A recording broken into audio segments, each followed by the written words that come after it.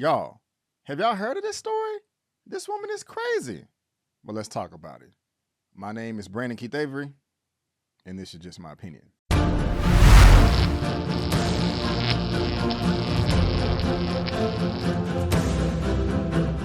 Hey, what's going on, everyone, and welcome back to another episode of Just My Opinion for my Sins of Our Mother Netflix documentary series review. And if this is your first time finding me and you happen to like the video, please give me a thumbs up and consider subscribing. All right, guys, so on my channel, I have reviewed a number of Netflix movies and series, but I've never reviewed a documentary that they've had before. I've seen them, but just never posted my opinion on my channel, on my outlet. But for the most part, they're all pretty good. Now, this one right here, Sins of Our Mother, of course, is based on a true story. And guys, I have to be honest with you, I don't know where I was 2 or 3 years ago in 2019, 2020, when all of this was going on, because when you get into this documentary series, they do show a number of news coverage clips that happened throughout this case, and I honestly don't remember that, so I guess I was just living under a rock. But if you were paying attention to all the news coverage a few years ago that was covering this story, please let me know down in the comment section below what you think about the whole thing. I promise you I'm going to read them all because this is very, very intriguing. And I looked up and down on IMDb trying to find the creator or the director for this series, this documentary, just to give them some credit like I always do in my recaps and reviews, but that is nowhere to be found. And so if anyone else has that information, please let me know as well. But my expectations going into this were minor. I did not have any. I saw the trailer and I was like, wow, this looks interesting. I definitely want to see and talk about this. But again, going in, my expectations were low. I remember seeing the trailer, and when I looked at comments in the trailer, I mean, it was just so many comments like, oh my God, I can't believe they're telling the story. I can't wait to see it. Netflix documentaries are always ace. This is going to be great. Everybody was so excited, and that got me even more excited to press play myself. So I was looking forward to it after seeing all that, even though my expectations were still low or non-existent. But before I get into all the nitty-gritty, before I give all my likes and dislikes, let me tell you exactly what this Netflix series documentary is all about. Lori Vallow was known to friends and family as a devoted mother of 3, a loving wife, and a woman of God. But over the past 3 years, something went very wrong. Now Lori is in jail, waiting to stand trial for a conspiracy to commit murder and first-degree murder in connection with the deaths of her 4th husband, her 5th husband's wife, and her 2 youngest children. For the first time, Lori's surviving son, Kobe, steps forward to provide exclusive insight into his family's backstory, as well as their present tense narrative as Lori faces justice. At the heart of this 3-part series is a single burning question: how did a seemingly normal woman become the most notorious mother in America? And guys, I love that synopsis. I think that's one of the best ways that you can describe this whole thing. All right, the first thing that I love about this series is the structure and the way that the story is told. I was going into this completely blind. I didn't know anything about it. Like I said before, I'm a bit embarrassed that I did not know about the story, because apparently, and in this Netflix documentary series, it was all over the news. And so I don't know what I was doing in 2019 or 2020, but I do like the structure. And the structure that being is, this is not like 8 or 10 episodes. It's only 3 episodes, and they are each an hour length, and they do have great pacing. The first episode focuses on Lori Vallow and her immediate family, her immediate son Kobe, and just kind of getting to know them and where they came from and their backstory. It is quite sad because they both did have to go through trauma, and nobody should have to go through that. But it does say that if you do go through trauma, I cannot stress this enough, guys, you do need to seek therapy. Everybody needs therapy. I think it should be a requirement in schools and job, the workplace, whatever. But if you do go through something, guys, please seek out trauma, because it can only help you, in my opinion. This second episode not only focuses more on Lori Vallow and Kobe, but also the remaining family, all the surrounding family and friends, and how this horrible incident is affecting everybody else. And the third episode focuses on all the court proceedings, how Lori and Chad, and we'll talk about Chad in a second, and how they end up in jail, and just the whole legal system and how the professionals, the experts, are handling this situation to get justice. Now, this series also does focus on religion and or spirituality, so if you're not into that at all, maybe this won't be for you. I mean, you don't have to be into religion or spirituality to appreciate this story. But if it's something that turns you off, this may not be for you, in my opinion. And on top of the 3-episode structure that I like how they broke it down, I really do like the religious and or spiritual aspect of this series. They really dive deep into what other people believe as opposed to what your beliefs may be. I mean, we live on the planet Earth. There's billions of people, 7 to 8 billion people on this planet. So of course, nobody is going to believe the same thing. You're going to have a large group of people over here that believes this and another large group of people over here that believe this right here. The main point, the object, the goal is so that we can all coexist. And that is where this documentary does get more interesting, because some people's beliefs will stop others from coexisting, and that can become quite scary. And there were a number of creepy and scary and spooky moments, especially in the first episode as we're getting to know Lori. Even if you watch the trailer, she's saying to herself like, hey, I have so much going on, guys. I think I'm a ticking time bomb. And those keyword phrases right there are just things that people should pay attention to and look out and just be like, hey, what's going on? Do you need help? The writing is on the wall, and that is in this series. And there was a comment that stood out to me before I watched this Netflix series on the Netflix YouTube channel for the trailer. Somebody had about 5,000 likes or thumbs up from a comment like, I cannot wait to see this series. I hope that they don't make Lori out to be the victim. She is guilty and she deserves all the punishment she can get. Everybody loved that comment. And so going in, those were slight expectations I did have. If I want to backtrack my statements, I did kind of say to myself, I wonder if they are going to make Lori the victim, or is she going to be considered the doomsday mother as the headlines read today in present time. And I was a little worried, especially watching the first episode, because I'll just go ahead and say this woman is nut job crazy, and I do not feel sorry for her. What she did is just strictly diabolical evil, and she deserves to be put away in prison for the rest of her life, in my opinion. You may disagree, but hey, you know, it is what it is. That's just my opinion. But going back, I did say that I was worried, and at one point in the first episode, when they was talking about her upbringing and all the trauma and abuse that she did go through, maybe that was part of the catalyst that sent her over the edge. But at the same time, I am glad overall the whole series did not make her out the victim. So if that's something that you was worried about, put those aside. However, I do feel sorry for her son Kobe and Lori's older mother. Kobe was just in his own world, a bit naive, and I can't really blame him given his upbringing as well. A lot of you may already know the story, but if you don't, I'll just let you watch the series yourself so you can take a part of his backstory and getting to know him. But the mother, on the other hand, I mean, look, I understand that this is your daughter and you love her unconditionally, but at the same time, the level of naivete at some points throughout this series, it really did grind my gears a little bit. Like, okay, hey, I know this is your daughter, but at the same time, there have been evil people all throughout history, and at some point in time, they all had a mother or father. And this point in time, unfortunately, it just happens to be you. Let's not let that cloud your judgment. And in some points it does. And that's just another reason why this series is so interesting. But going back to the religious aspect, I mean, I matured a bit watching this. Now, I am more religious than I am spiritual. I mean, I am dipping more into my spiritual side, and that's personal, and I won't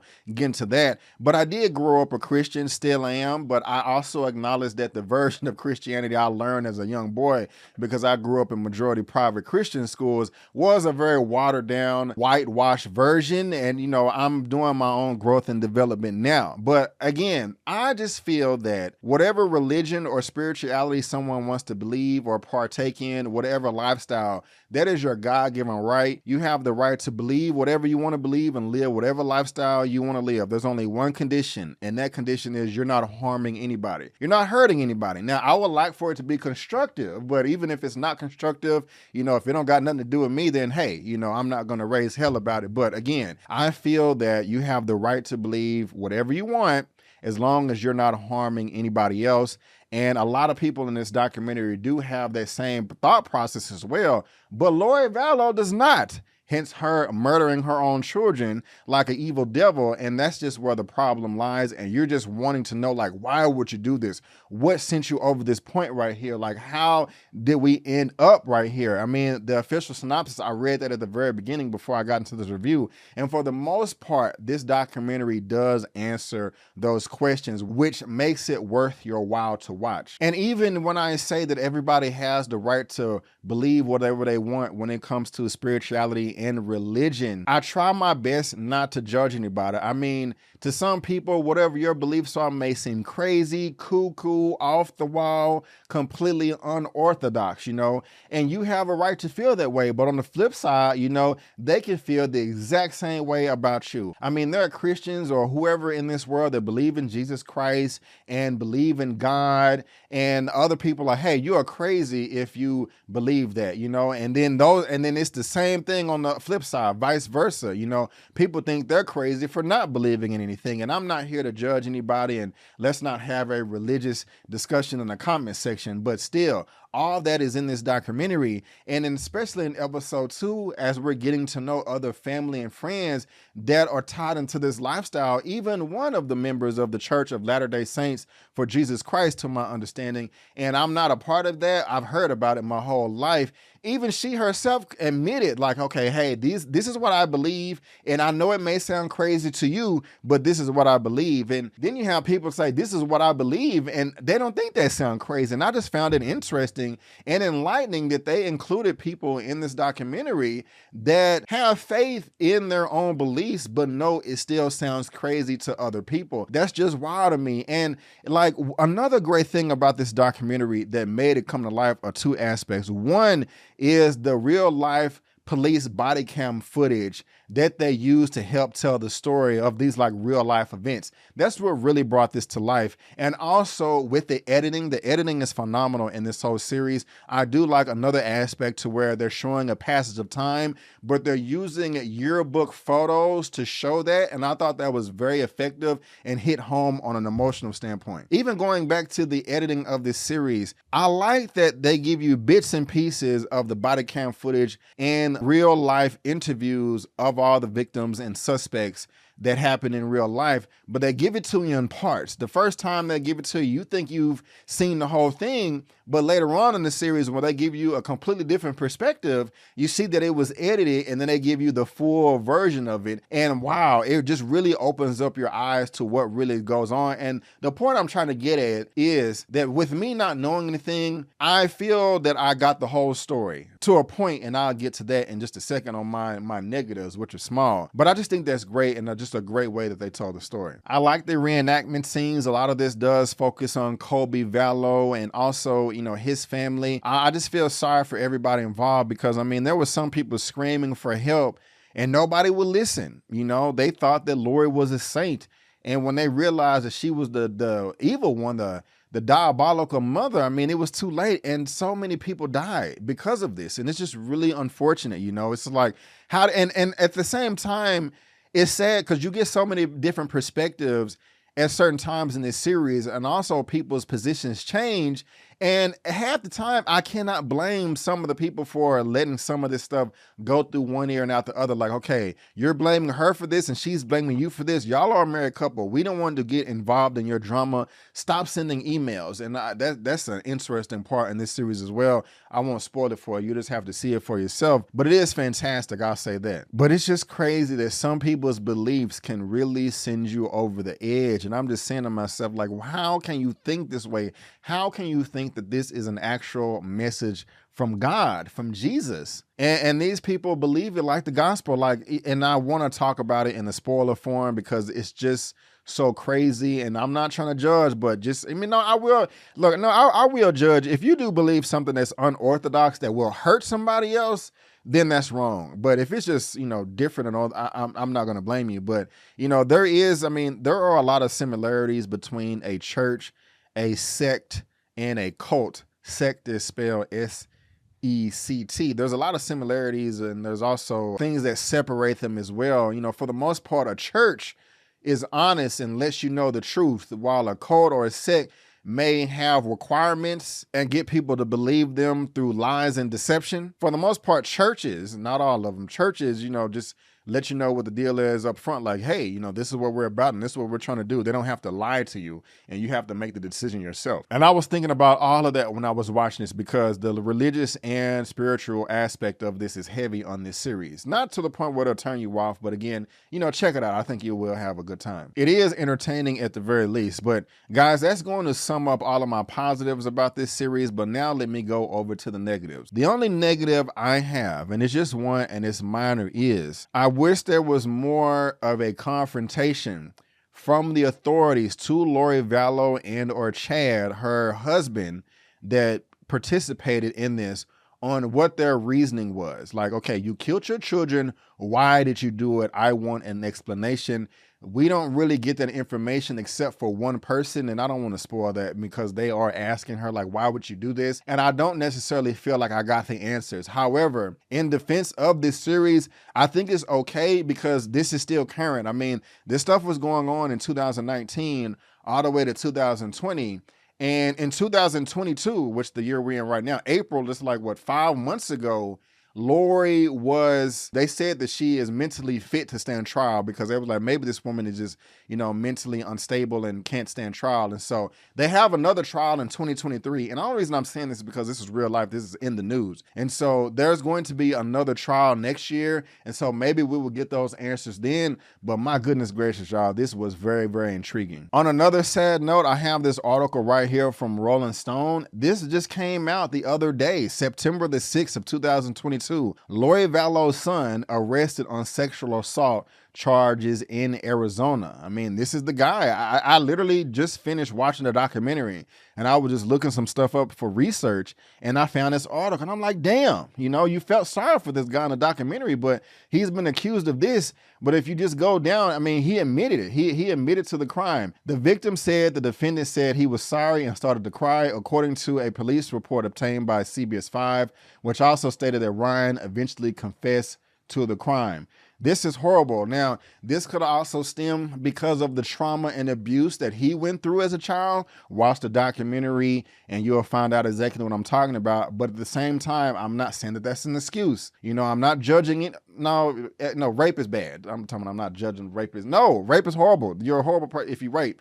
But seriously, going back to my earlier statement at the very beginning of this, whatever trauma you go through, please get help, because if you don't get help, you could potentially harm somebody else. Like the harm that you had to endure, you can dish that out on somebody else, and we don't want that to happen. I am not an expert here, but this may be an example of what happened. You know, he went through something at a young age and he's dishing this out. Get help. I'm not, you know, giving him any excuses or anything like that. And just to also tie this in, I love the FBI investigators in this, the forensic investigators, I believe is a term. If it's incorrect, you know, please forgive me. But his take on everything was also very, very insightful.